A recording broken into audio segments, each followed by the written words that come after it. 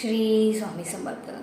रामनवमीसाठी एक साधा असा उपाय मी तुम्हाला सांगणार आहे. काय करायचं आहे, या उपाय केल्याने आपल्या घरातील निगेटिव्ह एनर्जी, आपल्यामधली निगेटिव्ह एनर्जी निघून जाते आणि पॉझिटिव्ह एनर्जी येण्यास मदत होते. हा उपाय तुम्ही स्वतःसाठी, आपल्या प्रियजनांसाठी करू शकता. तर करायचं काय आहे, तुम्हाला रामनवमीच्या अगोदर एक लाल आणि पिवळ्या रंगाचा धागा असतो तो घ्यायचा आहे, सुती धागा, आणि त्याला एक गाठ बांधायची. ती गाठ आपल्या हातात ठेवायची आहे आणि राम रक्षा स्तोत्र याचं पठण करायचं आहे.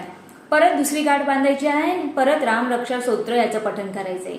असं तुम्हाला 11 वेळा करायचं आहे. त्या धाग्याला 11 गाठी मारायच्या आहेत आणि राम रक्षा स्तोत्र म्हणायचं आहे. आणि तो धागा नंतर आपल्या उजव्या हाताला तुम्हाला बांधून घ्यायचा आहे. हे केल्यानंतर तुमच्यामधील असलेली निगेटिव्ह एनर्जी निघून जाईल आणि पॉझिटिव्ह एनर्जीचा वास होईल. नक्की हा उपाय करा. ह्या रामनवमीला राम आपली रक्षा नक्की करतील.